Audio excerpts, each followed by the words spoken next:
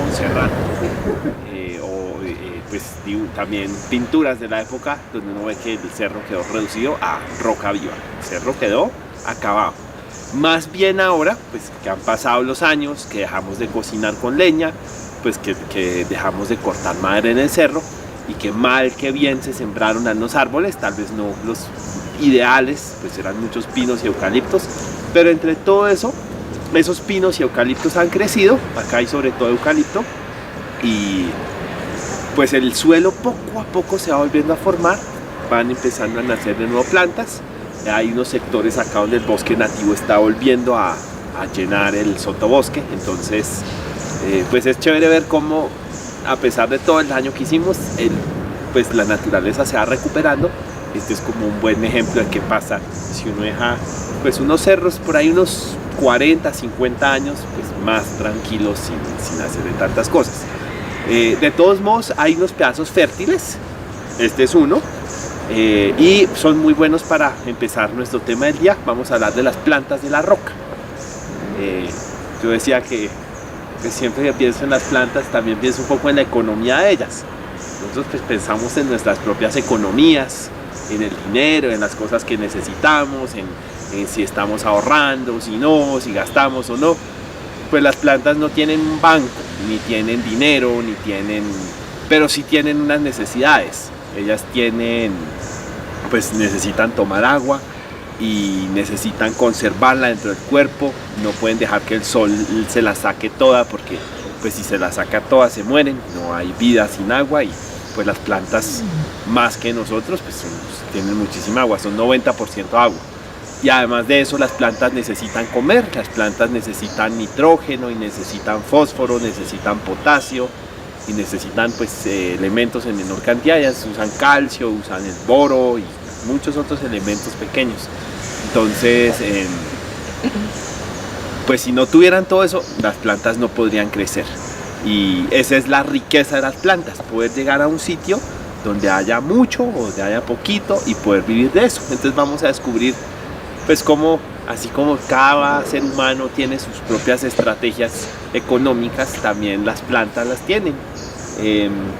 Yo digo que esta parte donde vamos a empezar es la parte un poco de la abundancia, ¿no? Cuando uno va a tener una huerta, como la que hay acá detrás, siempre procuramos que la tierrita sea negra, que sea buena, que sea fértil, y casi que ahí viene todo nuestro conocimiento de cómo sembrar plantas. Siempre pensamos en que sea fértil. En ningún momento se nos ocurre pensar que puede que haya una planta en el mundo que no le guste el suelo fértil. Y cuando lee un libro sobre huertas o sobre jardinería, le dicen a uno: entonces los suelos ácidos no son buenos, es mejor equilibrar el pH, échele cal al suelo para que el pH esté equilibrado, y ahí es donde mejor se le dan las zanahorias y las cebollas y las demás plantas. Y de pronto en ningún momento se nos ocurre pensar que hay plantas que no les gustan los suelos neutros, sino que prefieren algunos suelos alcalinos, y otras, muchísimas plantas en Colombia prefieren los suelos ácidos. Sí, a veces no pensaría que hay plantas que no les gusta vivir en la abundancia, que de hecho necesitan un poco la escasez para poder vivir. Entonces hoy vamos a conocer cuáles son algunas plantas de la abundancia, pero nuestro tema del día son las de la roca, y en la roca no hay mucha comida, en la roca hay más bien escasez. Vamos a ver cómo logran vivir ahí encima. Entonces, a ver, ¿cuál conoces? Esta parece uchuva. Sí, eso, muy bien, esa es una uchuva. Y la uchuva es un muy buen ejemplo de una planta que necesita suelos fértiles. Ustedes nunca van a ver una uchuva creciendo encima de una piedra, o si lo ven, la planta va a crecer miniatura, se nota que no tiene los recursos para crecer. Si les miran la hoja de una uchuva, ustedes notan que es flexible. Son hojas también que se dejan doblar fácilmente. Miren esta de acá, esta de hojas redondas, le dicen la capuchina, es una planta de huerta. Calabaza. La calabaza que está acá, y fíjense que todas tienen estas hojas que, pues grande y pequeño es algo muy relativo. Pero digamos, para lo que vamos a ver hoy, son hojas grandes. Cuando una planta crece en un suelo muy fértil, se puede dar el lujo de tener hojas grandes. O en un sitio húmedo también. Entonces las hojas empiezan a crecer de tamaño. Los bebés de las plantas, por ejemplo un árbol bebé, un sangregado bebé, un cajeto bebé, casi siempre empiezan a crecer debajo de otros árboles.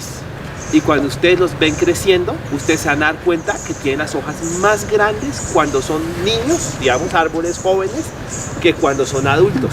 Porque cuando están en la sombra de a la sombra de los otros árboles, las hojas más grandes les sirven para captar más luz en la sombra del bosque. Pero a medida que el árbol crece y las hojas ya llegan directamente a recibir la luz del sol, sin ningún otro árbol que esté por encima de ellos, los árboles van reduciendo el tamaño de la hoja. Y le parece lo curioso, uno pensaría que a medida que un árbol es más grande, las hojas se van a volver más grandes, pero es al revés en la mayoría de los casos. Cuanto más grande el árbol y ya sale más, las hojas se van empequeñeciendo. Y eso es porque las hojas grandes son caras. Mantener una hoja de este tamaño es costoso. Y además tiene problemas para la mata, pues requiere más material para fabricarlo que una hoja pequeña. Y la otra cosa es que estas hojas grandes tienen más superficie expuesta, y cuando tienen más superficie expuesta les da más el sol y el viento sopla más sobre ellas y entonces pierden más agua. Quiere decir que este es un modo de vida lujoso donde la mata está consumiendo muchos nutrientes, produciendo hojas muy grandes, pero para poder mantener eso también está perdiendo mucha agua y está pues gastando el alimento del suelo. Entonces solamente funciona donde hay abundancia de agua y abundancia de un suelo fértil. Y casi todas las plantas que nosotros nos comemos, como las espinacas, las acelgas, las lechugas, hacen parte de esta categoría. Realmente en una huerta nosotros tratamos de reproducir eso. Esta mata, ¿sí la conocen? La de las campanitas como anaranjadas, la mermelada. No es nativa de Colombia, esto es nativo de Ecuador, de Perú tal vez. Y es una planta que está asociada con ecosistemas bastante secos, como de cañones secos andinos, donde no llueve mucho, donde el suelo no es tan fértil. Y claro, cuando la ponemos en un suelo negro, pues se da divina y crece exuberante, pero no lo necesita. Uno también puede ver mermeladas que crecen en suelos más pobres y de todos modos se dan bien. Fíjense el tamaño de la hoja. Comparen una hoja grande y una hoja pequeña. Entonces, esa es una de las estrategias que usan las plantas cuando están acostumbradas a crecer en suelos más pobres, es ir reduciendo el tamaño de la hoja. Este arbusto de la hojita larga que está acá detrás mío, este que está acá, se llama un ayuelo. Podría uno decir que de todos los arbustos de la roca, pues que se puede encontrar uno, este es uno de los mejor adaptados a crecer en una roca.